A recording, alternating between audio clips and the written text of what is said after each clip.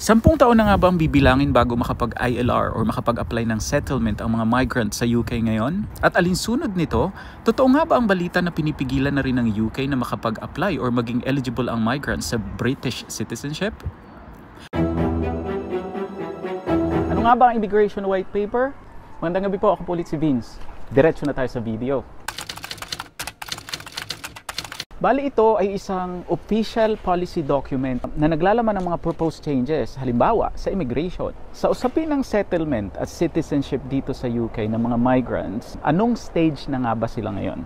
At ito ang kanilang proposed changes. Number 1, settlement eligibility ay itataas nila from 5 years to 10 years.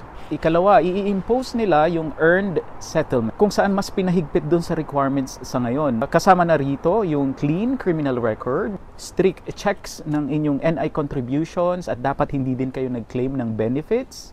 At may karagdagang community service or voluntary work. Ito yung tinatawag nilang giving back to the community.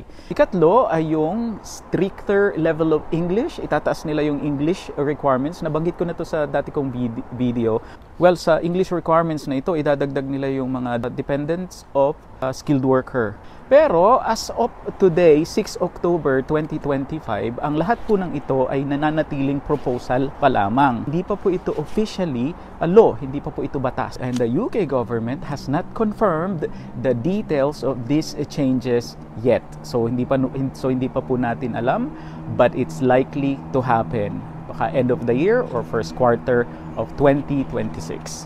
At may nakita po akong petition today online at nag-sign po ako, baka pwede pong rebisahin pa ito, magkaroon ng favorable response ang government. Tingnan po ninyo yung inyong eligibility at umaksyon habang maaga pa, before these changes kick in. It's likely na ma-exempt yung mga dependents of a British citizen. So, hintayin po natin ang implementation ng batas na ito. Pero ang sinasabi natin ay be vigilant and umaksyon po tayo dahil nga po mabilis silang mag-implement ng batas dito. So, yun.